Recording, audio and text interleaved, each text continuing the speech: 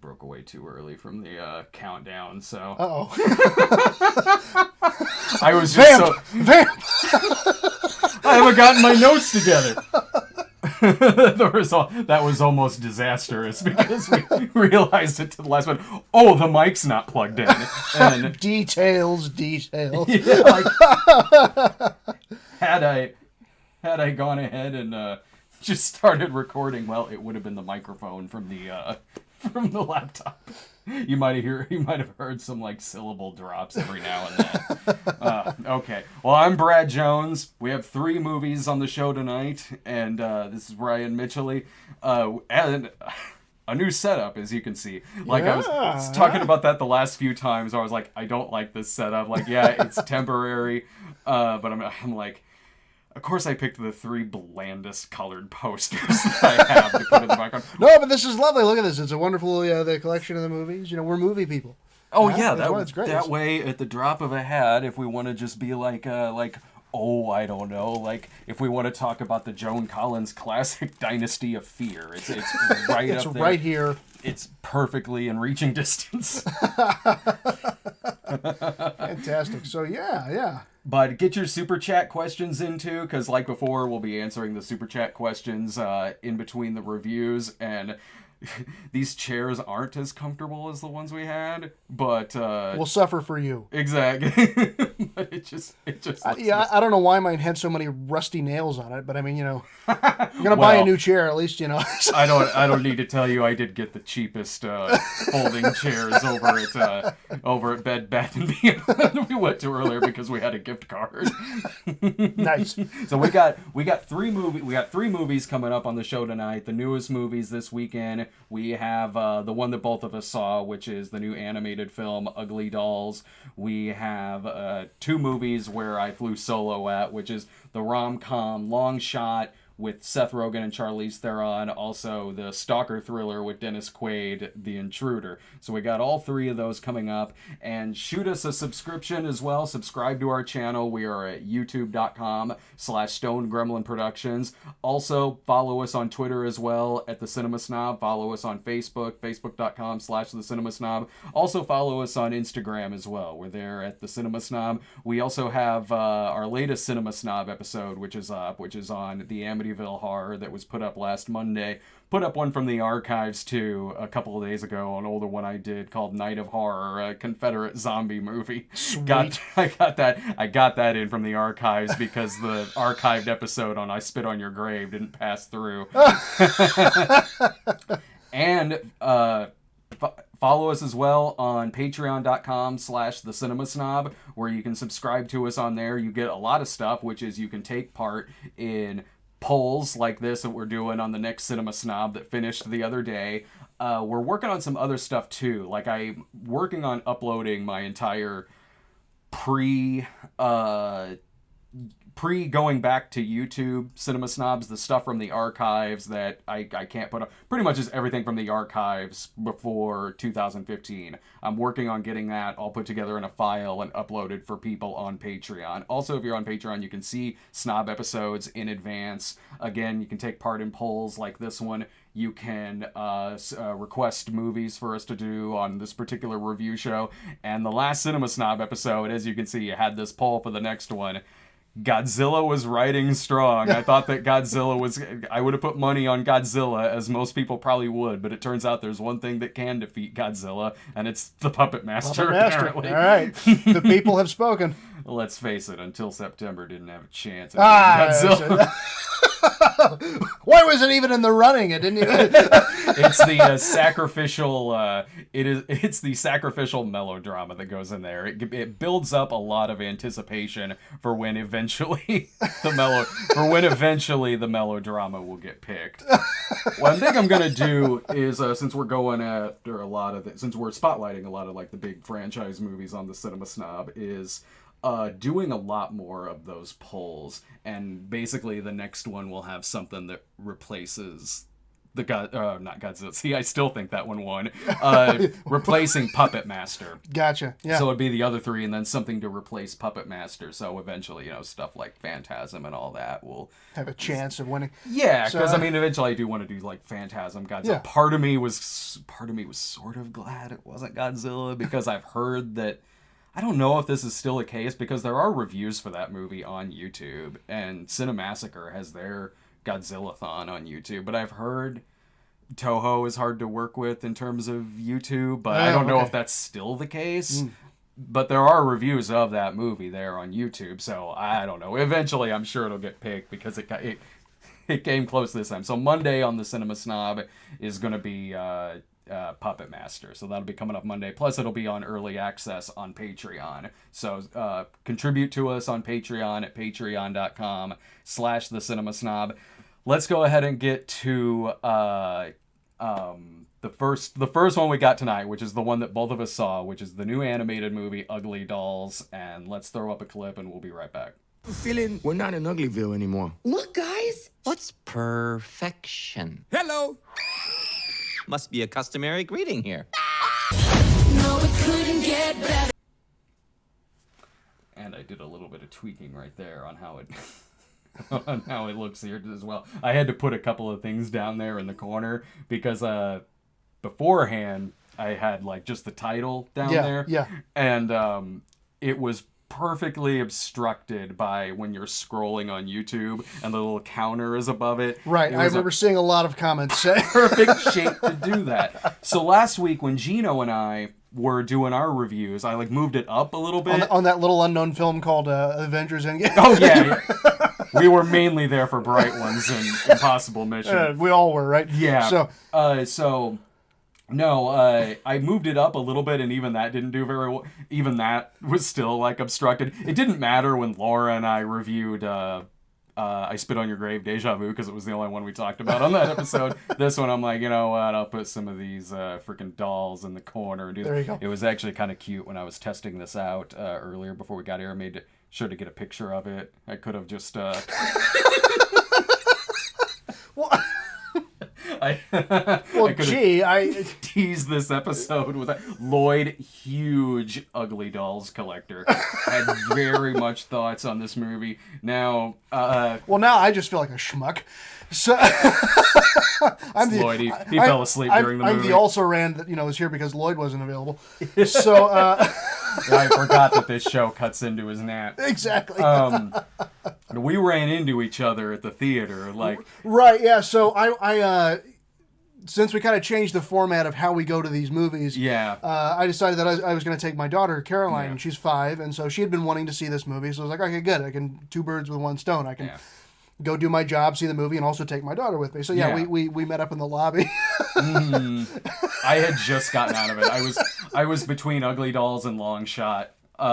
So I knew you were showing up at the 6:30, so I was waiting for you to show up. You come in with your daughter. I guess the important question is since neither of us are the target demographic for this movie, and your daughter is right. I mean, obviously we'll get into our thoughts on this movie, and like you asked me so how is it? And I'm like, there's only so much I can say with your daughter's standing right there. So okay, so. Oops. Sorry. Whoa! Earthquake! Did you feel that? those legendary Springfield earthquakes. That's right. Yeah. So no. Okay. So Carol. I mean, she's 5. Yeah. And she's a very energetic 5-year-old. So we've only really recently been able to get to the point where we can go to movies together. Yeah. Because if she was littler than that, she's all over the place and she's bored and she doesn't want to see. So she's gotten to the point now where she can sit through a whole movie and watch it. Yeah. And enjoy it and kind of tell you whether or not she liked it. So she did say at the end, I was like, "What did you think? Did you like it?" And she said yes. Mm-hmm. But she also was like 45 minutes into it. She was looking up to me about every 10 minutes. Is it done? Is it done? And eventually I was like, God, I hope so. Was it crowded when you went to go see it? No, there was only maybe 2 other people, like a parent and child combos in the theater. Mm-hmm. Wasn't very full, so it was quiet, and so Caroline, if she asked questions a little loud, it wasn't. I was still, but she wasn't disturbing anybody. Yeah. I was the only. I wasn't the only one there when I went to go see it, but I was the only one there who was seeing it alone. And I was sitting right in front of everybody else. Not only was I there alone, everyone else there saw that I was there. You're a huge Blake Shelton fan. Oh yeah. I had never heard of these dolls until I got a trailer for this movie. Sarah and I were at something. They show a trailer for this, and she's like, "Ooh, the Ugly Dolls." I'm like, "What's that?" Right. Right. And I mean, I realize these dolls aren't marketed to me or anything like that. Sure, but even sure, right. still, usually I've heard of something if there's a popular toy line out. I mean, this is just one that. Yeah, me either. Now Caroline has an ugly doll. Someone made it for her. Yeah. But it was in the style of the Ugly Dolls, which you're right, it's a thing that's been around. Mm-hmm. So like, yeah, this was based on the property that was already had existed. I remember Meanie Babies, not Beanie Babies, Meanie Babies, where you get they were built like Beanie Babies, but like there was the dog that had like a tire print like in between them, and like three-eyed cat and something like that. About 16 years ago, maybe. Oh my god. I don't think those were marketed to kids. Probably not. Maybe yeah. they were. I can't remember. Probably not. But no, yeah. So yeah. She seemed okay, and like I asked her again today, I was like, so what? Because like we were watching a TV show this morning, getting ready for school, and an ad came on for it, and she goes, "Look, Dad, it's the movie we watched." I was like, "Oh yeah, the movie. Did you like it?" And she said, "Yeah." So I mean, I guess she liked it well enough, and I mean, I guess that's fine. Yeah. But I could tell like her attention was waning in a lot of it because it is a musical. And it's very much formatted kind of like a Broadway musical, and which does make a lot of sense when you think about there aren't really actors in it; they're all musicians. This movie was simultaneously a commercial for the toy line and almost a commercial for reality television. Yeah. Between the voices and the voice actors in the movie being not actors, aside from like Wanda Sykes and a couple others, but right. primarily Blake Shelton, Kelly Clarkson, Janelle Monáe, Nick Jonas. Yeah, Nick Jonas. Which, I mean, him I've seen in a few other things before. Sure, yeah. And, I mean, overall, the film was just bland. And it was just dull. Like, it was just not entertaining for me. When it started... and that's the overall. Getting into the more details, we will in a second. We'll get into more details, because I thought this movie sucked. So I wasn't prepared to leave this movie with the questions that I had about it. Right. And boy, are we going to get into that. And also to be wildly confused by everything that happens in this movie. When they started out and I made sure to warn you, I was like, oh, by the way, brace yourself, it's a musical. Like, because when they started singing, I go like, I figured with a movie starring Kelly Clarkson, it's like I guess I should have put it together. And Blake Shelton and all these, and there's like it's probably gonna be most. It's also a cash in on how popular the Trolls movie was too. Sure, yeah, it felt there was a lot of feel that felt like a Trolls kind of not like a knockoff, but like they were trying to grasp the same kind of feel. A mockbuster of Trolls, like an Asylum mockbuster. I helped build their DVD. Did you? I knew I heard that. I thought I heard that from you. Yeah, I helped build their DVD. What was it called? Troll? Not plural? It might have been. I can't remember. It was a few years ago I did it, but yeah, it was animated, and it had a couple of names in it. Yeah. That did a couple of the voices, but yeah. So, I thought there was. I need to check that out maybe at some point. I might enjoy it better than I enjoyed this. So there was one question that I left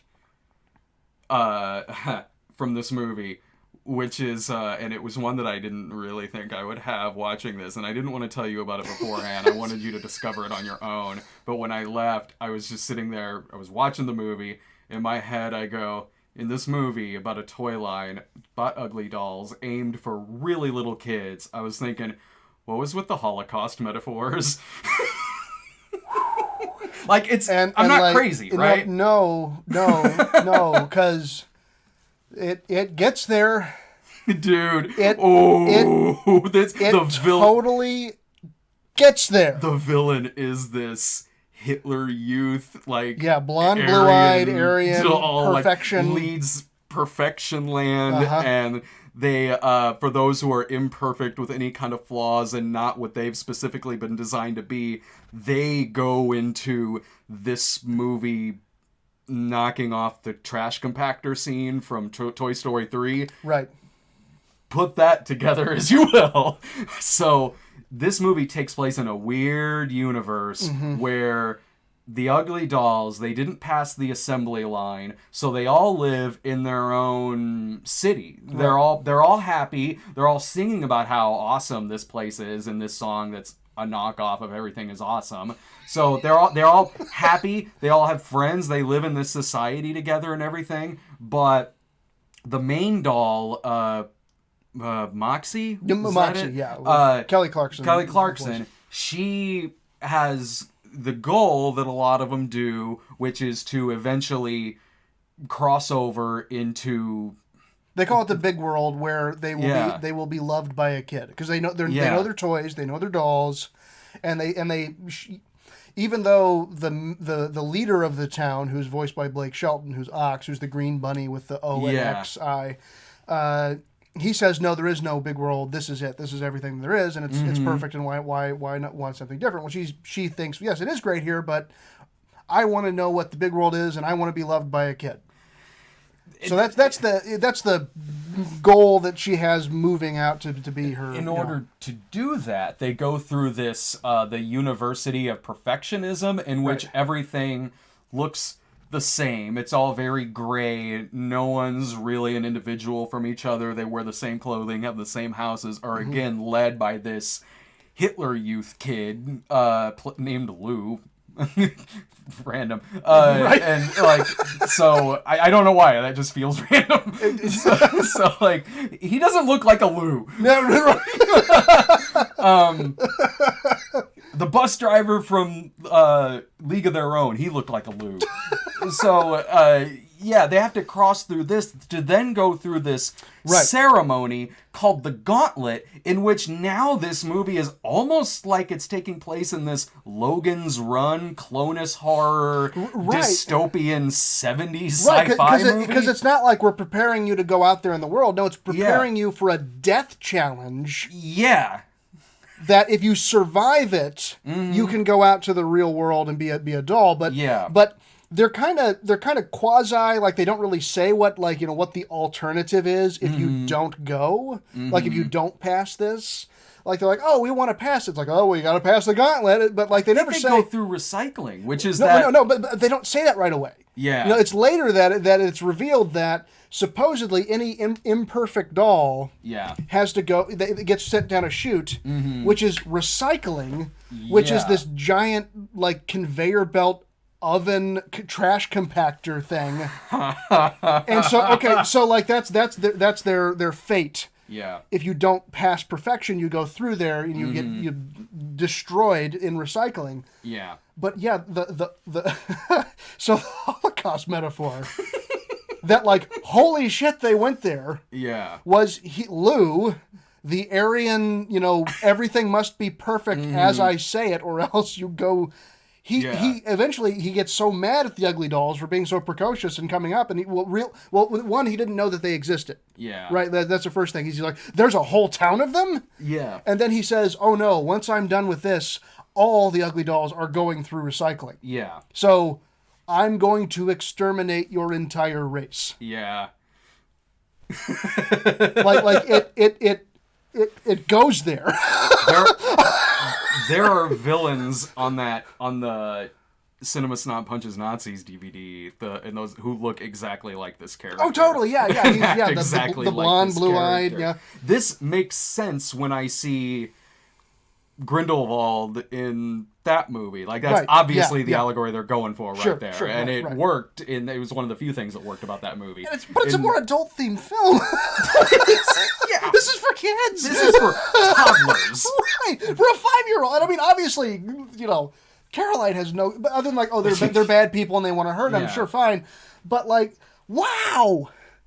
Just wow. And so, obviously they best him, and like one of the challenges they have during the boot camp sequence is like if you fail you get dirty and they put you in the washing machine. So when they finally best the villain, they put him in Yeah. the washing machine. That's it. It's like that guy's trying to murder everybody. That's like not like, I'm banishing you back to your happy little town. No, he goes to straight up genocide. That he wants to genocide all the ugly dolls. Just wow. Yeah. And even beyond that, it was a story that I just simply wasn't, because I understand this in Toy Story, which is what the movie's largely ripping off. Right.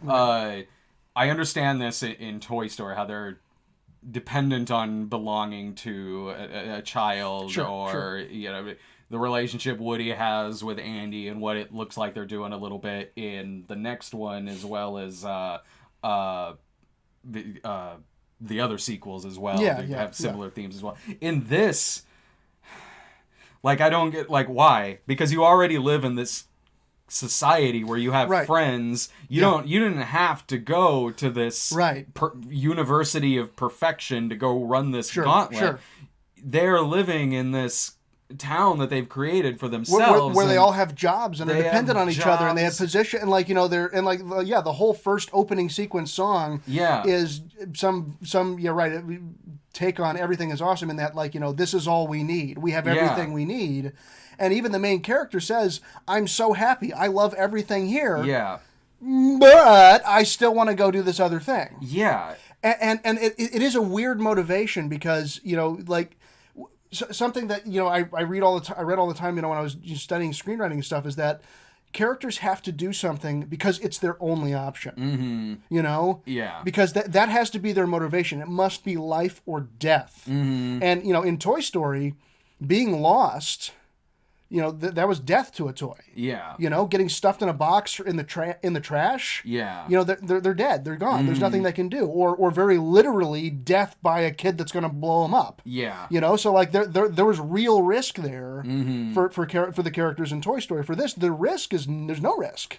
It's just she's curious. She's like, hey, what is up there? The risk is if they go through the gauntlet and then end up with a kid who years later is going to grow out of them, put them in a box, and they're destined to be in a box forever. They get dirty, stepped on. This is almost like maybe, the prequel. This is the terrible prequel to Toy Story. This is honestly, it's doing what like Sausage Party was parodying, where they think they're gonna go to this magical land once they get bought, and then they get there and horrible things happen and they get eaten. This is doing that where I'm like, first of all, like, when you end up, you don't see your friends anymore. You're away from your home. Like, it doesn't make sense in this movie. It's just a real cynical knockoff of Toy Story, only they've redone certain plot things that make no sense for how they're doing it here. Well, because they were trying to heavy-handed push the message of, it doesn't matter if you're not pretty.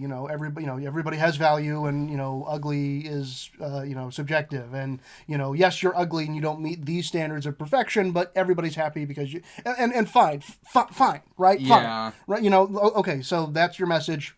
Sure, great. That's like though when an old cartoon series would basically they'd be a commercial and they would then have to put, like, it was mandatory to put in some kind of message. PSA, like G.I. Joe. Yeah. Transformers, like He-Man, things like that. Here's 20 minutes of explosions and shooting at each other and beating each other up. But by the way, kids, don't drink sewer water. So, And then also in this movie, like, it's like I don't want to think too hard about this movie, but it's forcing me to. It is, because you're right. It's the same thing. I kept thinking over and over in my head of this is it's right in the Logan's Run thing, in that if you don't, they reach an obsolescence. Yeah. Or they reach a point where they're no longer valuable, and then they're destroyed. Yeah. So it's like, oh shit. So And that could be cool, but the movie's not.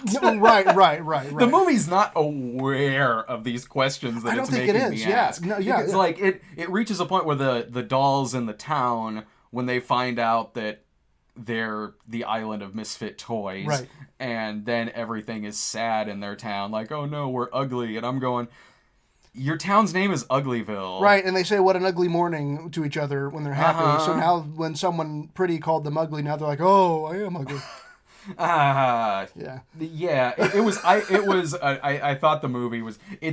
This is one of those movies that, like, it's a bad movie that's fun to talk about like this. Sure. In the same way of that 3D Nutcracker movie that was also like about the Holocaust. Like, so. Well, you know what's interesting is that, I mean, that was a Disney movie. That Nutcracker movie? Wait, no, No, not the recent one. No. But well, actually, that one might be kind of a similar situation to this. This wasn't a major studio.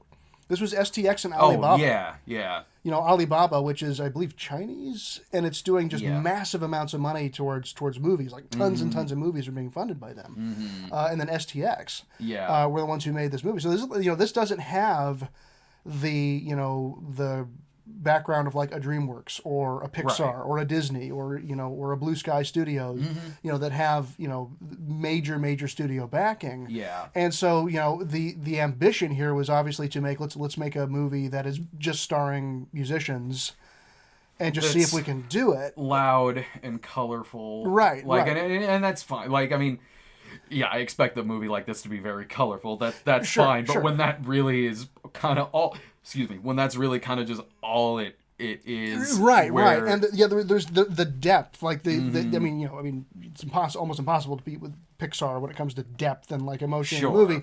But even the more the DreamWorks or Blue Sky or even Illumination, or I mean, they can get a little bit more depth, and they can actually have a little bit more apt thing to say. And other than the it doesn't matter if somebody thinks you're ugly, you're everybody's pretty, or everybody's has value. The glancing over the surface of that, which they say over and over again because there's a makeup montage and there's another thing like that. So, but that's a simple message, I suppose, which I guess is fine for an extremely young audience. But it is these kind of the dude wants to exterminate the entire race. Right? I mean, like, it's not, there's nothing else to compare that to. That's not like, it's a clever retelling of Edgar Allan Poe. No, it's the friggin' Holocaust. There's no other way. He wants to exterminate the whole race in an oven. With these generic songs. Yeah. Wildly just the most shallow, generic kind of offering of today's pop music mixed in with this sequence where I feel like they wanted to use the song from the 80s, oh yeah. Yeah, there was yeah. There was a sound alike kind of song. Yeah, it was like, oh my. Yeah. And like yeah, it was look, it's a movie designed for, again, the really little kids, really little kids, and even on that level, like, it wasn't a pleasant experience. There was one thing I'll say about it, which is that if you remove the context of everything, the final shot in the movie was sweet. Yeah, if you remove it, because it goes for the exact same emotion that like Toy Story had and stuff. Like that's a sweet, relatable thing, and again, going to like the heart. Like where do you get the string, really tugging the heartstrings, and like the purpose, the need, and like that was her goal. Like the character's goal was to get that. Yeah, and that's fine, but like. It seemed to get so lost under all this other stuff. Yeah. The best characters are extremely simple, and they only want one thing. Yeah. In my opinion, the best. I mean, there's great complex characters, but really, in a single movie, a movie like this, or a movie like this, the main character wants one thing. Yeah. Just the one thing, and that's it. And that's what they're doing with this character, but it's a one thing that makes no sense. Exactly. It's not exactly. It's not because it's motivation. It's about it's life or death. Yeah. That she is going to die, not metaphorically, not like, oh well, I guess I got to go back to doing this, humdum drum. No, it is life or death. Yeah. If she's not in the hands of a child, she has no purpose. And That gauntlet was so weird too. Creepy, weird, like going through with robot dogs chasing them. Yeah, and trying to robot eat them and babies, and it was insane. And yeah, you're right about what you're saying about the motivation and everything, because the characters start out fine. Right. Like they're not an oppressed people. They're not like, oh well, our life is terrible, but what are you gonna do? This is what we are. We're the ugly dolls. We don't get to have happy lives. We don't get to do things because we're the ugly dolls. Yeah. We're the underclass. We're beneath, human. We don't get to have those things because of our looks. Yeah. And the one doll says, no, I don't give a damn what they say about us. I will get a happy life. Yeah. I deserve a happy life, regardless of what I look like. And I'm going to prove to everybody that I'm worth more than what you think I am. Yeah. Right? That's a way better movie. Yeah. Other than, I'm happy, everything's perfect, everything's wonderful, there's nothing wrong with my life, but I'm going to go turn everything on its head. Just drag these other people along with you. They almost die in this trash compactor because again, it's Toy Story 3 meets Clonus horror, it like there are bad kids movies I've seen this year that were better than this. Like Wonder Park was bad, and I had a worse time sitting through this movie. Right. This was on par, like maybe not as bad, but this was on par with like the Emoji Movie for me. There was really nothing I could recommend about this movie unless you have a kid who's very much into these dolls, then of course they'll want to see it. But it's, good luck, parents. Yeah. Good luck sitting through this one. So. Yeah, I mean it's 90 minutes and you feel it. You feel it. Like maybe that's what made it feel rougher because I like a musical, of course, sure. But not like this. Like not this. This movie kind of reached a coda that felt like it could have been an ending. Because it was like right when the Blake Shelton character shows up and says, oh, well, this is actually what happened.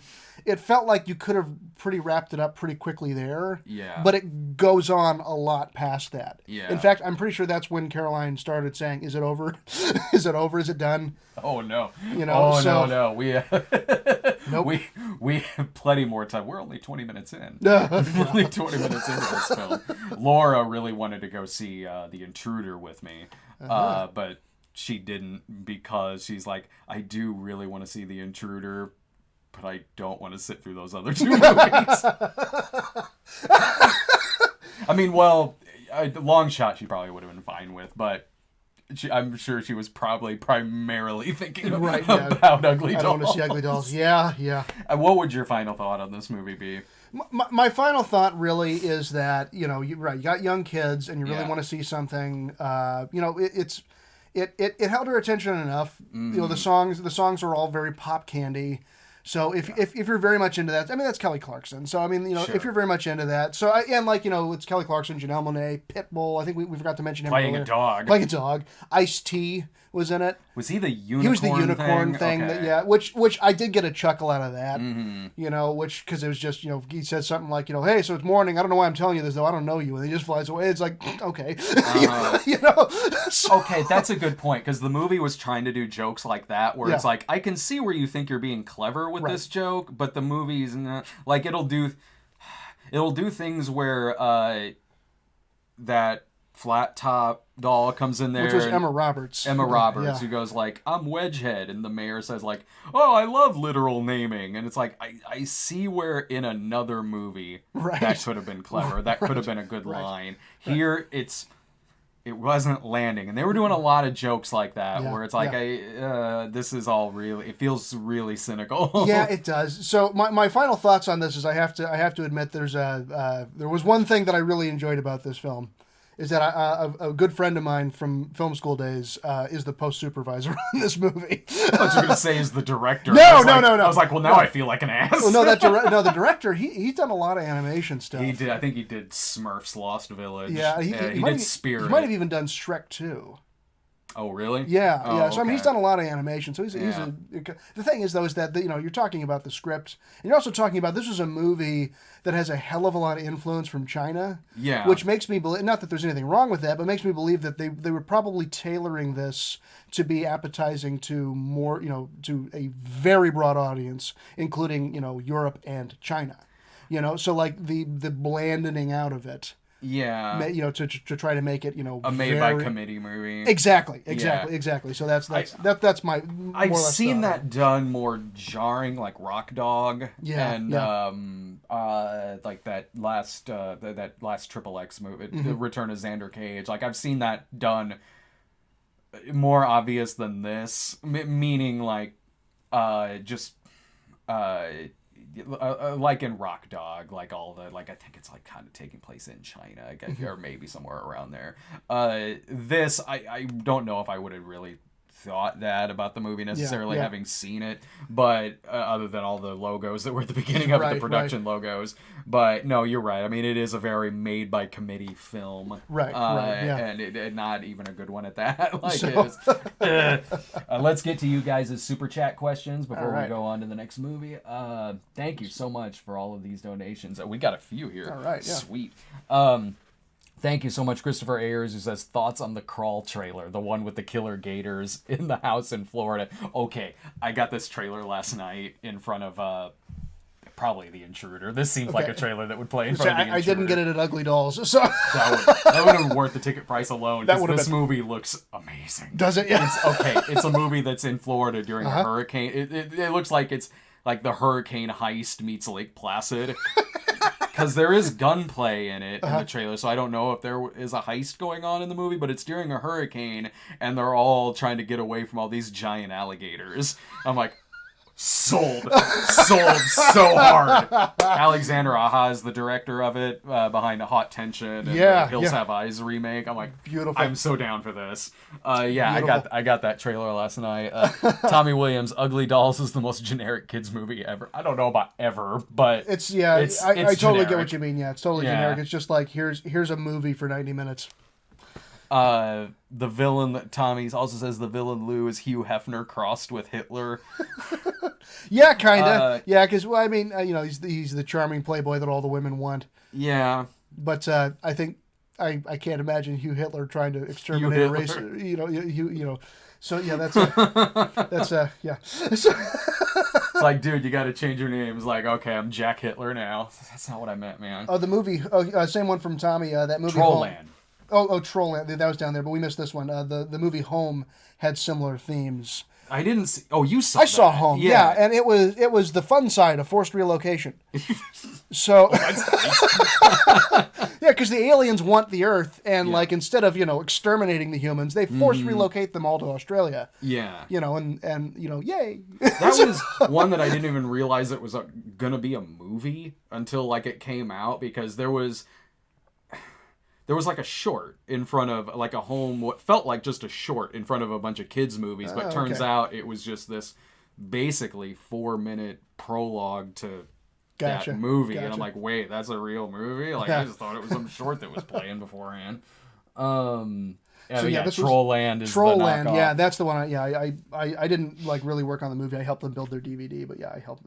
I've seen some animated mockbusters. I haven't seen that, but I've seen some of the Brazilian ones, like Ratatouille, Little Bee, Little Cars that look like the general ads, right? Or, like when a local commercial tries doing animation. This is rough.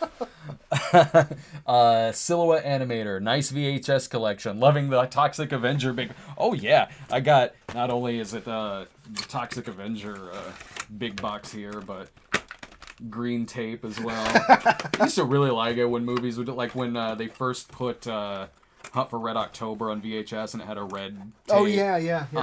And Ghost, I think at one point had a white tape. I got another trauma here too. They also put out a Surf Nazis Must Die big box. But oh yeah, I'm proud of my Toxic Avenger big box. Hell yeah. But all right, is that okay? So now so we're caught up. Yeah. Now we're caught up on that. So again, shoot your super chat questions at us, and like always, I say like always, but in the last 3 weeks since we reformatted the show, Like always will- for the last 3 weeks. For the last 3 weeks. And as you can see, the setup and everything is good. I mentioned We this have a set before now. where it was like, you're going to see some progression like as it We goes also have along. all this fun stuff down here, which is The fantastic. trash. Like the trash. No, down I'm there. talking about this. The stuff that I'm pointing out here. Like this stuff. Yeah. I'm keeping an eye on too. Like I've been keeping an eye on the chat to make sure like we're not like audio spiking or everything or anything. Tommy says the orange Nickelodeon tapes. Right, yeah, Good yeah. Burger did, and when they put Rugrats out, like a lot of the Nickelodeon ones did. Okay, so we're gonna go into Long Shot right now, and here's a clip from that. We need to move you. Thank you, Agent M. I'm in so much trouble. What's happened? Are they out of water? All right, now this was the longest of the 3 movies that I had last night. The movie clocks in at 2 hours and 3 minutes long. So Woo! I was like, okay, well that's going to be the middle movie I go see. Yeah. The Intruder is a brisk 80 minutes. I'll make that the one that I go see at like 10 o'clock. Oh man, that'd be that's a... Long Shot is the one with it's Seth Rogen and Charlize Theron, and it isn't so much to where it's like, oh, okay, he's Seth Rogen and she, is 10. So it isn't really so much that where the long shot in this is coming from, because that is most Seth Rogen movies. Sure, right. It's kind of his whole career he's been based on. Yeah, even on that, like Woody Allen, people like that. Right, Like, I mean, Knocked Up, him and Katherine Heigl, Zack and Miri, him and Elizabeth Banks, Rose Byrne in the Neighbors movies. Right. This adds more on top of that, where it isn't really so much like, oh, she's way better looking than he is and she's out of his league. It's also due to the fact that she's the Secretary of State in this movie and is running for president, and he's a journalist who they knew when they were they knew each other when they were kids, because she was his babysitter. She's like 3 years older than him. So they knew each other from back then. He is out of work as a journalist and gets a job with her campaign to punch up her speeches to add some humor to them, and eventually he kind of just starts writing a lot of her speeches, because he knows her a lot from her youth, and when they knew each other when they were teenagers, she was running for student council, so he knew what like her platform was like back then on different things like the environment and other issues. The two of them having not seen each other in a long time, and him really interviewing her basically to get to know her better, since they hadn't seen each other in a couple of decades. Through that, him asking her stuff about like her favorite things and all that, they do really start bonding as friends, and different things they both like music, movies. It feels like you're watching like kind of this date between these two, only it's a situation where she's running for president of the United States and he's this journalist, and their chemistry is really, really good. Like, you buy it. Like, there's a couple really important things about this movie, and it'd be a make or break thing about it. Such is the case with a lot of rom-coms. Like, is their chemistry really good? Right, Especially right. because it's built upon the fact that he's the schlubby guy. She's, again, Charlize Theron, who's running for president. If that didn't work, you can't buy into the concept that this movie is giving you. It does in this movie. They have very good chemistry together in it, especially when there are those scenes where they're kind of getting to know each other again, talking about different things like her policies, what she has to like negotiate on versus certain things. Because there's another thing that this movie does really well also, which is the political side of things. Now, you might go into a movie like this thinking like, okay, it's really probably just going to drift maybe in one direction politically. And it really kind of doesn't. Like, yeah, okay, there's shots. It makes fun of both sides of the aisle, both ideologies of both sides. Like, it does do that. Like, on the one end, you have, of course, there's like a parody of like Fox and Friends in this, and there is a Rupert Murdoch type in the movie. Like, okay, like there's that certainly. Yeah. But on the other end of it, Bob Odenkirk plays the president of the United States in it. And the movie doesn't go for like, oh, he's this Trump allegory. It doesn't. It actually goes the other side of it, because he's playing an entertainer, but not like Donald Trump. Sure. He's playing more like the president that Bob Odenkirk plays in this movie was famous for playing a president on a popular primetime show. Oh, okay, yeah. So like yeah. a Martin Sheen Yeah, type yeah. kind of. So that really does kind of play with celebrities who talk Sure, a lot of sure. politics Yeah, yeah. and do things like that. And he's not running for re-election in the movie because he was wanting to use that to break into movies. So she'll walk into his office and he'll be talking like, we need to go to war now. And she's like, whoa, wait, what? And he's like, oh, sorry, I'm just reading for this part in this thing that I'm trying. He'll be watching his own show, which is like this West Wing type show in the movie. He'll be watching his own show and like mimicking his own presidential speeches from it. So it has a lot of fun. I liked that. That felt really, really fresh. And plus Seth Rogen's character in the movie. He plays a political journalist, but one that's very much kind of lives in a bubble, sees everything almost like a walking, talking Twitter account, sort of, where everything is just everything's very black and white. Mm-hmm. And as the movie goes along, he starts witnessing more, or at least starts having a little bit of empathy towards how the political game is played, what goes into negotiations, compromises, and things like that, versus quitting because you didn't get 100% of what you wanted. Interesting. Yeah. And yeah. he has a very black and white view of the world, and especially the party system. Mm-hmm. And there's like this kind of coming out scene in the movie where his best friend tells him he's a Republican. Yeah. I liked that. Yeah. That was good. There was a lot of growth with that character in terms of that. I really enjoyed what the movie was doing there. And there are really well done sequences in this movie. When it's a lot of the more romantic scenes in the movie, a lot of are the part you see in the trailer where they have like this attack happens, they're both hiding and then they kiss.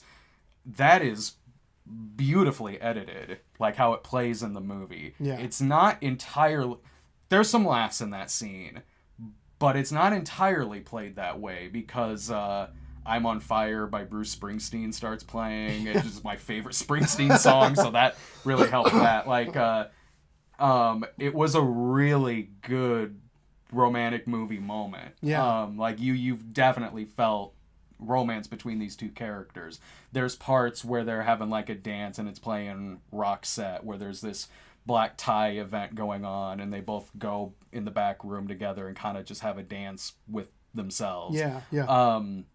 The movie did the things that it does right. It does really, really well, and it is a funny movie. The two actors have very good chemistry together in it. In terms of like date movies that are out, like it's probably it's certainly one of the better ones I've seen of this year, of that particular genre. Now, there's some parts that don't entirely work. Yeah. Like, because the movie is through and through a comedy. It's not like suddenly it becomes like a thriller or anything like that. Like, there's like antagonists like in it. Man certainly. of the Year. Remember that movie? Oh, yeah. Okay. Yeah. It's like, hey, it's Robin Williams as a silly president, and then bam, suddenly a guy tries to kill the girl and it's going to throw her. Yeah. It's the movie. Yeah, the movie doesn't like kind of Trojan horse a drama on you or anything like that, but there are parts where it radically changes tones in the kind of comedy that it is. Now, there's parts that almost do feel very inspired by like a Woody Allen kind of comedy. The movie opens with like this 5-minute sequence that's like, what if Seth Rogen was in something like Black Klansman? And they figure out quickly that he's not this neo-Nazi because they find his article online that has his picture on it. And there's, I think I've seen that in the trailer. Yeah, there's that one. So there's little sequences like that. And when they're at this Swedish dinner and he has to wear this like Captain Crunch type outfit, there's very slapsticky moments like that through the movie.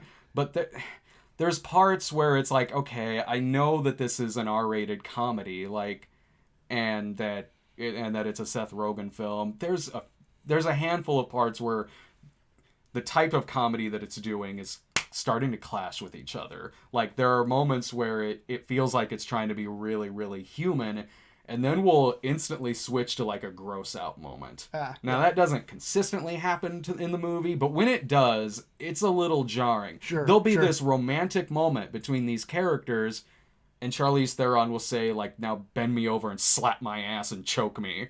And, like, movie, like, and also, okay, later on, there's a big thing later on that hinges on, because they're trying to keep their relationship quiet, because they fear that, like, the public won't react well to these two characters being together. So there's a videotape, or not a tape, but these people that are trying to blackmail her, and they hack into Seth Rogen's webcam, and they catch him on the phone with her in the hotel room, basically saying, like, hey, let's have sex right now, or something, like, come to my room. Like, I'm like, you could have stopped right there. Like, if you're trying to blackmail him, because of this relationship, you could have just stopped there and I would have bought the rest of this premise. Yeah. But it keeps going and is showing him jerking off, and, like, his load shoots up into his beard. Like, this is, like, here's a really good example of what I'm talking about here. Like, okay, I love Annie Hall and I love Sleeper. Both Woody Allen movies, both through and through comedies. Yeah. If you took, and yeah, there's, like, fantasy type stuff, sequences that'll happen in Annie Hall. And there's crazy stuff that happens in Sleeper. But you wouldn't take a lot of the sequences from Sleeper and just randomly put them in Annie Hall. Right. It would be strange. Like, maybe a better example too would be, like, look at a couple of Farrelly Brothers movie. Imagine if, like, the cum hair sequence and There's Something About Mary just randomly happened in Fever Pitch. Sometimes sometimes those tones just kind of clash, and then it'll just go full on stoner comedy where she's hopped up on Molly and has to, because she's still the Secretary of State, and then has to solve this hostage situation while she's high on Molly. And that sequence goes on for a bit. But overall, though, where it was most important for a movie like this to work, it did. Good. Like, there's a lot. It's 2 hours and 3 minutes long. A lot of stuff that I'm talking about, you really could have trimmed. Like you could have. Like, it really didn't need to go full on in this direction. Right. And like I said, it's not that I'm against gross out comedies by any stretch of the imagination. It's just there's times where the types of comedy that it's doing just don't quite. It feels like suddenly another movie has kind of taken over. And Seth Rogen in the movie, like, there's a lot of pot stuff in it, of course. Like, when he's going to meet with her for the first time, they ask him before going through security to empty out his pockets. Even that goes a little far, because it's like, okay, he puts down some pot, and he's like, medicinal reasons. I'm like, yeah, okay, fine. Sure. But then it keeps going, and he's putting down, like, ecstasy and meth and, like, cocaine, I think. And I'm like, okay, this guy's now got a problem. Right, yeah, this is no longer like, oh, what a quirky kind of stoner guy. It's like, holy shit. So it's not perfect, but it is funny, and it is sweet. It is a sweet movie. Like, it's an enjoyable film. If you go see this, like, on an early screening or something like that, like during the day or early evening or something as a date flick, it totally works as that. Well, that's good. I think that's the best you could hope for, right? No, yeah, no, it does. All right. Well, before I get it, okay, I'm so keen to jump into the Intruder, by the way. So we got a few super chat ones in here to get to. Okay, so let's see here. Where was the last one? The last one was, I think up here. Wow, we got it. Thank you so much, guys, for all of the nice collection. Looks like we got a $10 donation, but the message was retractable. Thank you for that, whoever that was. Thank you for the $10 donation. Tommy says again, besides Booksmart, Long Shot is the best comedy of 2019. I haven't seen Booksmart yet. Yeah. It hasn't gone. It hasn't been officially released yet. But yeah. Long Shot is. If I'm ranking the comedies that I've seen this year, I'd have to look at the comedies that I've seen this year. So I don't know if it would be number one, but I liked Fighting with My Family a lot. Even that I don't know would be number one. Oh right, you were with me. Yeah. I keep thinking in my head it was me and Gino because he's the wrestling guy. Sure, right. Yeah. That one I liked a lot. Yeah, it was fun. I don't know if it'd be so far the best comedy I've seen this year. I'd have to Right. look at a list because Yeah. people will ask me. I don't know if this happens It's to been you. it's been a long year, right? Well, people It's will only ask me May and it's been a long year. I see. So, I don't know how often this happens to you, but with me, I'll run into someone and be like, "What? What's good that's playing right now? Or what's playing right now?" I see so many movies that I have to stop and think. I have to be like, "What did I even go see last week?" Right. Shay says, "Hey Brad, love listening to reviews. Been dying to get your thoughts on the new Godzilla coming out later this month." We'll be there at the pre-screening for that. I am looking forward to that. I'm pretty stoked. Yeah, I am too. Yeah, they seem like they've kind of really honed in the MonsterVerse, or what do they call this? The Legendary MonsterVerse. Yeah, I think so. Something like that. It seems like they've been really honing it in. Yeah. And it looks like they're doing some pretty cool stuff. At least with the trailers and what we've seen so far. I'm stoked for that too. No, I am too. I am. Laura's not. No. My wife's not looking forward to that. All right. So eclectic. This one. Oh, sorry. Die Hard Alien. What do you think about the Child's Play remake in terms of the trailer and cast? I hope you two have a nice evening and take care. Oh, thank you very much. It looks. I mean, the casting is good. Right. Yeah.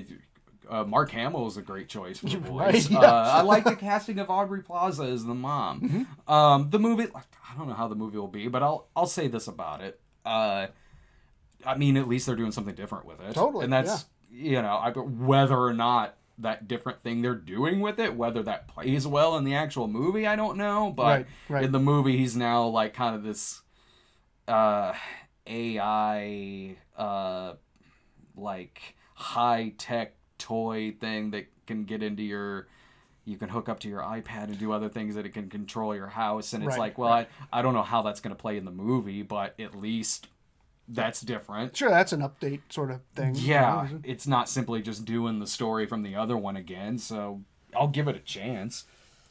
Okay, so here we go. Is the show no longer called Midnight Screenings? If so, will it get a new title? I would actually like to give it a new title, but I'm stuck on what that would honestly be. Guys in front of stacks of movies talk about movies in a movie way. We're going to work on that. Well, when we came back with the reformatting on the show, I still called it Midnight Screenings. I didn't on the second episode because the titles of the movies we reviewed were kind of long and there wasn't enough room to write Midnight Screenings on there, so I just called it Movie Reviews, and I've kind of just kept doing that since.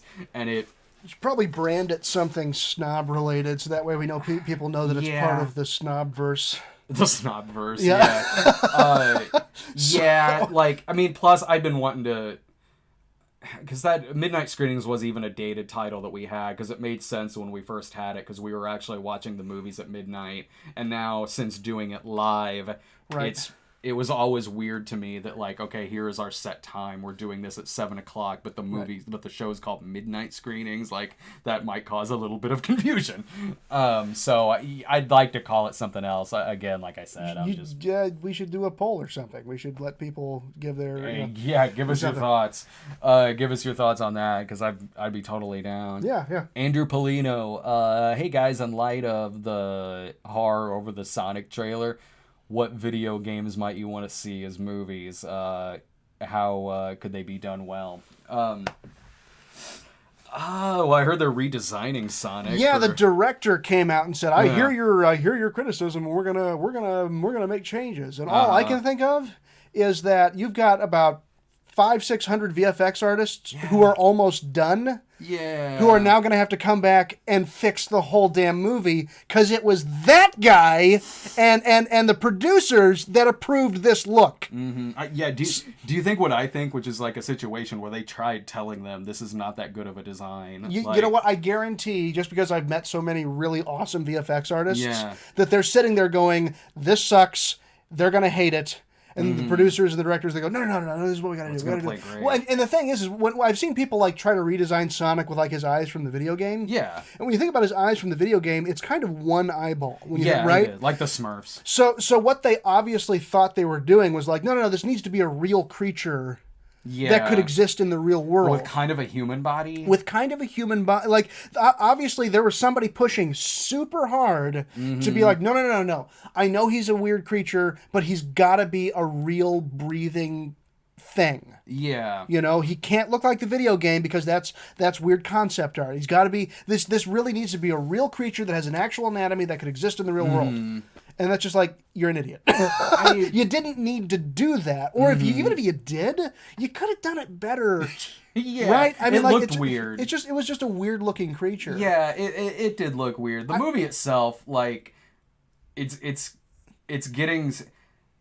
gotten hate since even like the logo was revealed. So it was like at that point I was like, you know what? Like, I'm going to give this movie a chance just because of how cartoonish some of the early hate was. Yeah, and you know, I still think there's potential in this for just good old fashioned Jim Carrey craziness. That's the only reason why I'm kind of looking playing forward to the Dr. Io or Eo or because I whatever. love Jim Carrey. So I'm right, like, right, and it's like this is like classic Jim Carrey craziness. Yeah. So it's like, okay, that could be pretty good. I mean, just for a laugh, for fun. Yeah.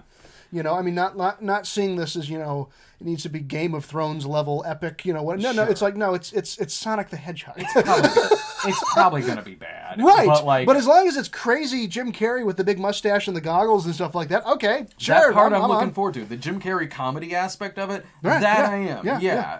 Because I mean, I just love Jim Carrey, but the movie it most likely won't be very good. But I want to, because some of the hate has been so cartoonish. I mean, well, now that there's a trailer, that's one thing. Right. But like when even it was like the logo of the movie, I'm like, settle down. It's like same people were giving crap to people who didn't like the redesign for the Thundercats cartoon, going like, well, this is not made for you, it's made for younger people, and now you're raining down fire on this. Like, right. So like now I'm kind of like, okay, I just want to give it a chance, just out of spite, kind of. As far as other video games, it's funny because, you know, so many video game properties are being made into movies, and that you know, as always has been. I'm trying to think.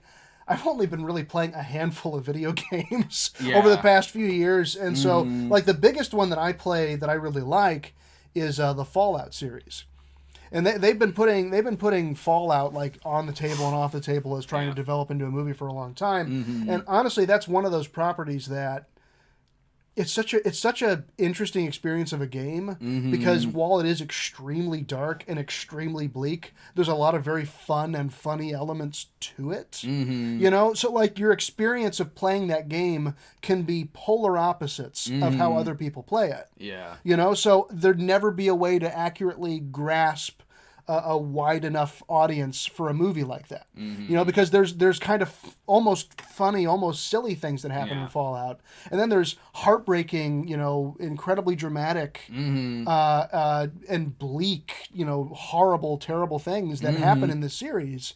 And like, I love playing that game. I play the hell out of that game. I haven't played any of them. Because it's you know, rich, deep storytelling, and there's a lot of things about it that I really, really enjoy of all the games. Even Fallout 76, don't friggin' hate me, people. I just play it. It's fun. You Christ.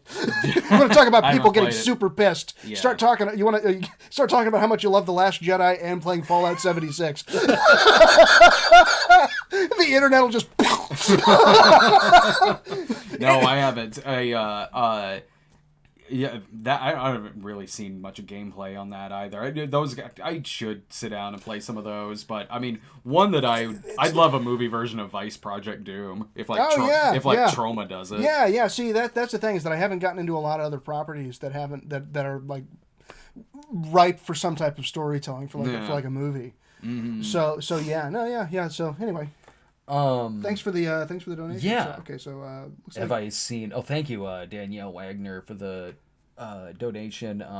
Future movie actor. Have you seen Wes Craven's Shocker? Yeah, I have. I saw that when it came out. I haven't seen it in years. Last I saw it was maybe I was a teenager and it might have been on HBO or something.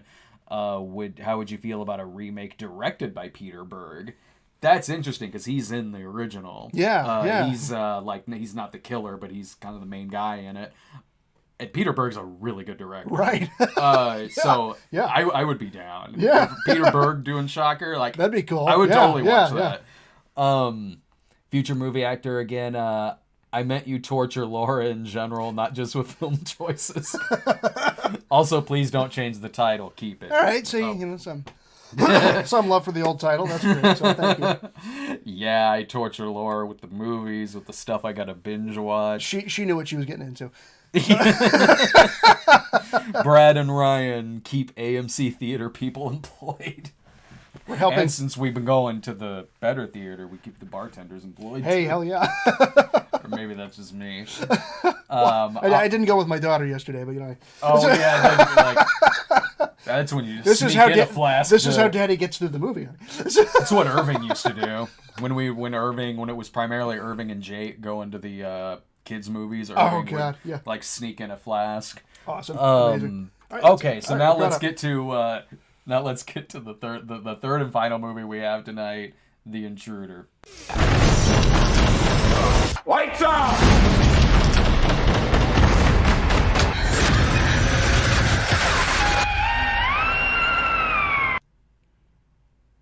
So is that mic still live while we're showing those clips? It is, yeah. Oh, so good. Then the fact that I'm not, making off-colored remarks, Oh. probably a good thing. I So, warned Laura about that the other day too. When we were reviewing. see if we had an engineer that could kill the mic, but hey. But okay, so The Intruders is this movie's awful. You've been waiting all night for that. I got a lot to say about this. So this is the movie where it's a couple. Mm-hmm. It's Michael Ealy and Megan Good. Mm-hmm. They move outside the city to Napa, I believe. Is that outside L.A.? It's like outside of, I'd say maybe like San Francisco. Okay. Yeah. Because it does. It'd be Northern California. Right. Yeah. I forgot. Yeah, it does show San Francisco in the movie. Okay. yeah. So they move outside of the city to move into the country to get their own house out there because maybe in the future they want to have a family or something. Sure, and they've kind of had some marital problems in the past. And the person who owns the house now, who is selling it to them, is Dennis Quaid. And if you've seen the trailer, you know what the plot is. Dennis Quaid is obsessed with this house and starts stalking this couple and just making their lives a living hell just by randomly showing up and doing things and just being crazy. What's interesting about it is how it's almost kind of a role reversal of a couple of other movies. There was a movie that Dennis Quaid did, I want to say in like 2003, that was called Cold Creek Manor. That's the same. I remember that movie. I don't think I saw it, but I remember the name of the movie. I saw it because this movie is at least like honest in its advertising, whereas Cold Creek Manor was kind of advertised like it might be a ghost movie, and it's not. It's a stalker film. That movie was about Dennis Quaid and Sharon Stone as a couple who move into a new house, and they're stalked by the previous owner that's played by Stephen Dorff. Okay. And in this, it's reversed. It's a couple, and Dennis Quaid is the stalker. Even Michael Ealy did one a couple of years ago called The Perfect Guy, where he was a stalker going after... I forget her name from the movie, but in this now, he's the one being stalked by someone. Right away in this movie was an editing nightmare. Oh no! Like nothing was fluid with how anything was edited in the film. The editing is so bad, the writing is so bad, the direction is so bad that like it feels like if there was a magic button that you just click auto edit. That's what this felt like because it would just be random. Don't talk about the auto edit. We'll lose our jobs. It was a random. It's not like it was being erratic with like a cut every second. Sure, Not sure. so much that. It was just random the kinds of cuts they were doing, where suddenly it would like randomly punch in on Dennis Quaid for no reason. Randomly a character is standing there. Now he's not even there anymore. And then there's a part where simultaneously the happy music is playing over the sinister music. Oh no! That happens. Oh no! There will be like they'll be walking through the house and suddenly it's a tight shot on just Michael Ealy's eyes. Like, so Yeah. right away, I'm like, this is a conveyor belt movie. Yeah, Like, this yeah. is just this kind of generic stalker plot put out in theaters, whatever. Okay, fine. And it is directed and written and edited just to make a movie. Just to get- kind of like... Cash the paycheck and move the hell on. Dennis Quaid in this movie it works out so well that he has picked the dumbest couple to stalk, because from right away, the first time you see him in the movie, he's crazy. So like when they first see him, they're in his backyard scoping out the house and they see a deer. Suddenly the deer just gets shot from him like seemingly 5 feet away. And he's like, oh, sorry, I didn't see you there. Who likes venison? And they're like, so Yeah. right yeah. away, Yeah, like no, this yeah. guy is like, Well, this seems like a reasonable man to buy. and the only one who kind of sees this is the husband, who's through the movie is saying things like, I don't trust him. There's something wrong with him. His wife died under very mysterious circumstances. He is randomly showing up and just mowing the grass, coming through the gates with a rifle around his shoulder. Like, and yeah, he's always got an excuse for it, but it crosses over into the wife is seeing none of this. Yeah. Like, he is... Michael Ealy is trying. Like, even he's kind of dumb in the movie. Yeah, But yeah. he's trying to convey, like, you cannot let him in. But meanwhile, like, when he's in Yeah, the trailer, yeah. when he shows up to mow the grass. Right, right. And she's like, what are you doing? He's like, I'm mowing the grass. She's like, did you get the mower from our shed? He's like, that's where I keep it. And then she's talking to her husband, who comes home, and he's like, what? He was here mowing the grass? He's like, isn't he supposed to have moved to Florida? She's like, no, he's still around. Like, but why did he just show up? And she's like, well, you know, she says to him, she goes, well, you're gonna have to get used to him because I invited him to Thanksgiving. Jesus Christ. I'm not kidding. This kept happening. Yeah, Where- it's so easy to do these movies when the characters are morons. There is a part where Michael Ealy just goes into the bar and says to him, he's drunk and is Yeah. saying to him, like, you need to stop showing up when I'm not home, because he'll show up when he's away at work, and goes into the house and is like having wine with the wife and doing all this crazy stuff. Like, Right, yeah. And Michael Ealy goes in and he's like, it's the last straw. Like, he goes in there and he's drunk and he says to Dennis Quaid, like, he threatens him and he's like, stay the hell away from us. The next scene, Michael Ealy's out jogging and Dennis Quaid just sideswipes him with his car, like, and knocks him off the road into the dirt. He's in the hospital. And even then, Michael Ealy's like, I think it was Charlie. Like, who else would it be? And Megan Good is like, you're crazy. I'm like, seriously. Like, here's the thing, though. I had a great time in watching this movie. It's awful. Yeah, yeah. It's badly written. The characters are stupid. It's not well directed. It's not well written. It has a friend character in it who's like the character that's in every one of these movies who's there to die. Right, yeah, And, yeah. But I had a blast watching this movie. And I will tell you why. And I'm sure you can probably guess it. What's your guess? I'm assuming that Dennis Quaid Yes. is scene-chewingly amazing. Yes. Yeah. That is the only thing Right, that yeah, makes this okay, movie yeah. work. All right, because all right. Dennis Quaid, look at that. Like, Yeah, yeah. that is him watching her in the shower. And what you don't see is he takes his shirt off after that. Like, he's going to go in there with her. Dennis Quaid, I love Dennis Quaid. Sure, yeah. You've never seen a Dennis Quaid like this. All right, okay. Like this is him. He is having a blast in this movie. He is how over the top you see him in the trailer. is a fraction of how over the top he is in this. There's parts where he's just looking into like a handheld mirror, practicing his evil grin, just gotta be normal. And there's parts where he'll lunge at Michael Ealy and it'll play a lion sound effect, a lion roar sound effect over him.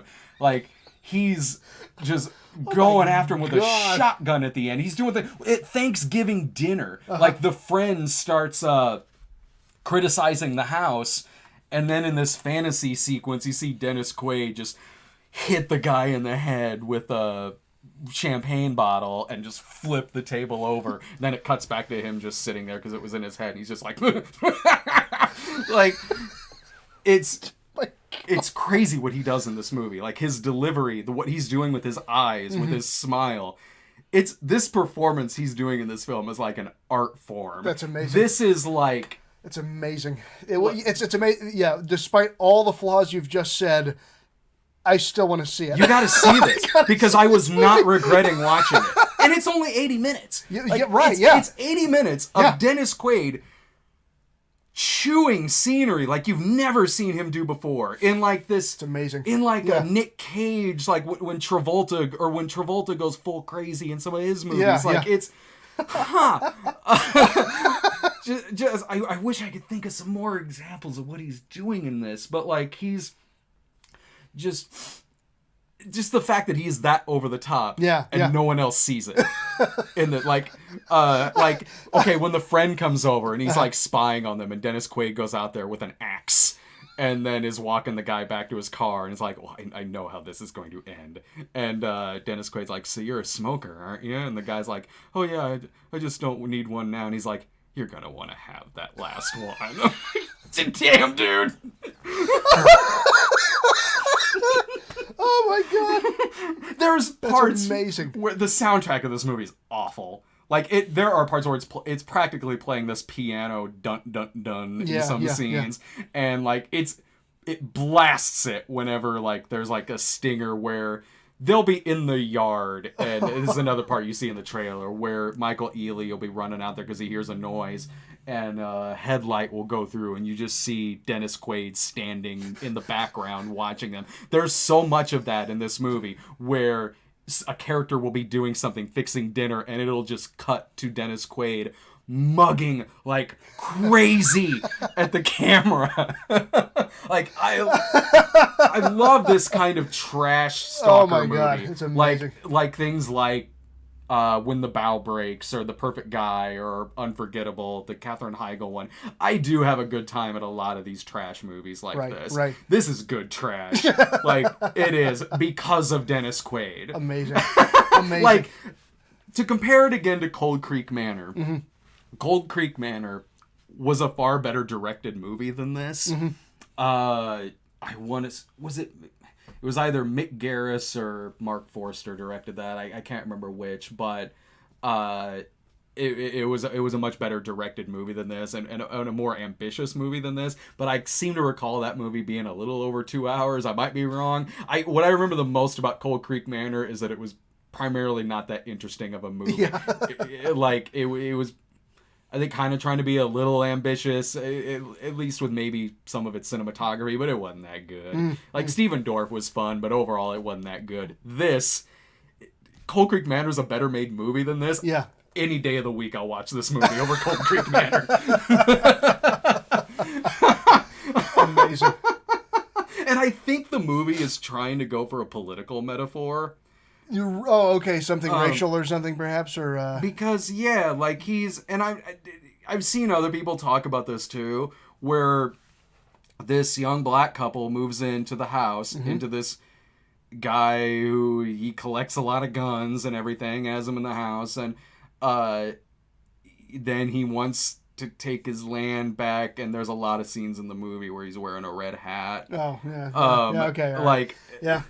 This isn't just me. I've seen this, like, I've seen other people kind of make that reference, and I'm watching it going, and like, it wouldn't surprise me if maybe they were trying to do some little dig right there, but at the same time, I'm like, movie, you're not smart enough to be doing some kind of political commentary on in this trash thriller. Like, Oh all my God. right, movie, come on. Like, politics never gets brought up in the movie. Right, but at the same time, yeah, that you're right. That is a little on the nose.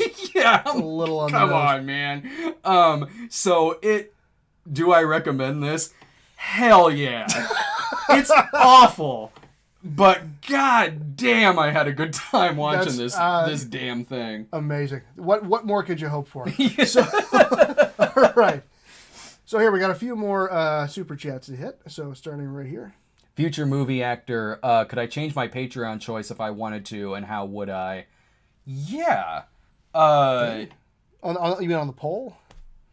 Oh, if you're talking about the poll, that I don't know. But if you're talking about what tier you're on, yeah, you can. Oh yeah, you can change tier. I don't know how, but Oh, you just pledged. It's based on how much money you pledge. right. So if you're at like the $20 level and you want to get up to the other level, you can. Or if you want to go down, you can too. Yeah. You can go either way. It's depending. It's based on a threshold. The tiers. So you get everything of the $20 level once you pledge $20 or more. Yeah. So yeah, you can change that anytime. Yeah. Yeah, I'm not sure the steps you got to do for it, but I mean, like, I'm sure you could. Look it I'm up, sure it's like, pretty easy. Yeah. Yeah. So But yeah, you can. Tommy Williams, Intruder was stupid, but that dream was hilarious. Right? Hey, you know what? Or maybe this is my answer. The best comedy of the year, The Intruder. Oh my god, there's nothing intense or scary about this movie, but is it hilarious? God, yeah. so Tommy Williams. Keep yeah. up the good work, guys. Been a fan for years. Thank you so thank much, you. Tommy. Thank you for all the contributions too. Absolutely, yeah. Future movie actor. Sorry. I'm glad that when you talked about both parts of season 3 of Fuller House, you didn't hate on the dynamic between Jackson and Rocky. I'll take that as a win. Yeah, I guess I remember that. I probably didn't have a lot to say about that. If I did and it wasn't in the episode, I probably just had to cut it. Man, it's going to be the final season of that coming up. Thank God. Thank God. Where they bust Aunt Becky out of jail.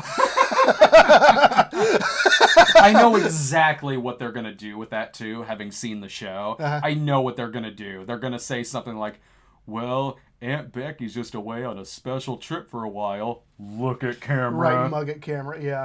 I guarantee that's what they're going to do.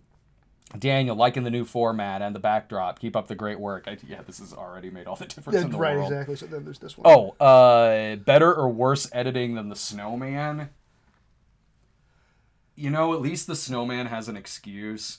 And who knows, maybe this movie does too. Like, The Snowman, they couldn't film the entire movie. Right. I think it was like 10 or 15% of the movie couldn't be shot, so they had to edit around just things that were missing. So at least that movie, it's got an excuse. Right, Like, yeah. This, I have no idea. Let's see here. Turbo Waitress. You should review Hand That Rocks the Cradle. I've been telling Laura she needs to see Hand That Rocks the Cradle. Yeah. That's a great stalker movie. Hell yeah. That's a great one. Play Misty for me might be the best one, or might be my favorite. The Gift was great. The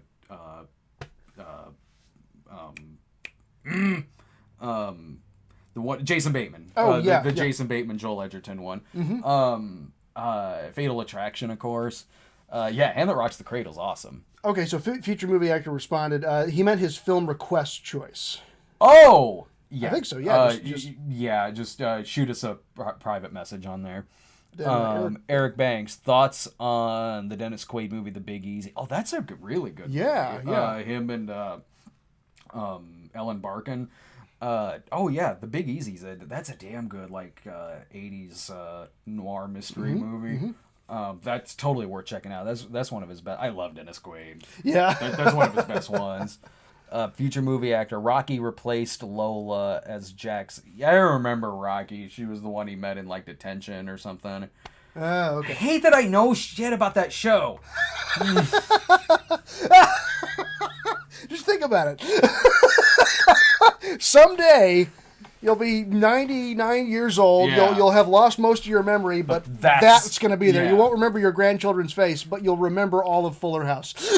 Oh my god! Look at my grandchild and say, "Are you Rocky?" I think I've said this on camera before, but I joked about it where Laura, the first season she saw that show was when I had to watch the second season of it, so she didn't see the first season because of course, Right. and she's asking me questions about the first season. She goes, "Okay, so what happened?" And I go like, "Oh, well, this couple did this did that," and I paused and went, "I hate that I know the answer to this question." Just saying one more time. Again, not saying I'll change it. That's right. It's up to you. Oh yeah, that's totally you can't. If you've picked a movie to be, and there's a list of movies to get to, and I'm sorry it's taken so long. I'm gonna try to do one on Tuesday. The next one for the Patreon requested reviews is Shin Godzilla, so I'm thinking of doing that Tuesday. But yeah, if it hasn't been reviewed yet, tell me what your original choice was so I know, and whatever you would like to replace it with. It might take a while to get to it, but eventually it'll get. So Eric Banks says, "Why don't you binge watch?" You say Hijack Horseman. Do you mean BoJack Horseman? I'm gonna assume you mean it. Is there a Hijack Horseman? That was one of the classic Die Hard ripoffs of the 90s. Oh, I see. Okay. Hijack Horseman. Laura's actually in there watching it right BoJack now. Horseman. I've seen all of BoJack Horseman. I enjoyed the show. I really did. Yeah, I have seen a handful of episodes, but out of order because Laura watches it, and I'm usually there is a story arc through the whole show of the character. And what I think saw it's really well is done. really good. Yeah, I think it was really well done. I had through some of my work, I have like big long blocks of time where I can't do anything because computers are rendering and stuff. So yeah, I watched the whole series of that, and there's some really good stuff in there. So yeah, it's a funny show. It's a pretty deep show too. So it's pretty good. I don't know if I would. If I were to binge watch it, it'd be once the series is all done. Sure, right. But it wouldn't be. Yeah. Not saying I wouldn't do it, but there's plenty of others that I'd like to get to beforehand on that show. So future movie actors ribbon you say it was summer school they met. God, Brad, get it right. And kidding. Isn't summer school kinda detention? Yeah. Unless it's like, you remember the movie Summer School from the 80s? Yes! I love that fucking movie, man. Rodney Dangerfield? No, that was Back to School. Oh, it's Back to School. Summer School was Mark Harmon, where God, of course. No, right, yeah. No, I was thinking, yeah. Kirstie Alley, all that movie. Dean Cameron is the horror guy. Of course. Called Chainsaw that makes them all look dead. I just really wanted to think of Rodney Dangerfield, sorry. Back to School's awesome, Back to School's great, too. But... all right, well, I guess we could wrap things up. Thank you so much again, everyone. I was wondering if we'd go 90 minutes tonight. Oh, yeah. Well, one more. Tim Stalling 75. Anytime are you coming to Vegas? I'm from New Orleans. Unfortunately, missed you at Wizard World, but hopefully you'll come to Vegas. How do you compare this to Lakeview Terrace? Lakeview Terrace was a better made movie than The Intruder. Neil LaBute directed Lakeview Terrace, and he's done a couple bad ones. He did the remake of Wicker Man, but he's a good director. He's done some really solid stuff. So that was a kind of like with The Intruder though. Lakeview Terrace is mainly for the watch for Samuel Jackson playing the crazy stalker in it. Yeah. But it was a better made movie than The Intruder. But, right. Vegas though, hell yeah, let's go to Vegas. Yeah, talk to some conventions in Vegas and get us. If there's any conventions going on in Vegas, shoot them a message and be like, you'd like to see us there, because sometimes that does work. Yeah, absolutely will. Yeah. Just send them a message, say you'd like to see the Cinema Snob there. It's possible. I love Vegas. Have you ever been to Vegas before? No. I have been to Vegas a few times. I went to Vegas once way back when it was still they were trying to push the family thing, and then I went again later after they totally dumped it. Nice. So no, it's great. I've been to Reno, not Vegas. Not been to Reno, no, but I've been to Vegas. So Vegas is fun. If you can get us to Vegas. Yeah. Hell yeah. I would totally go to Vegas. Make that happen.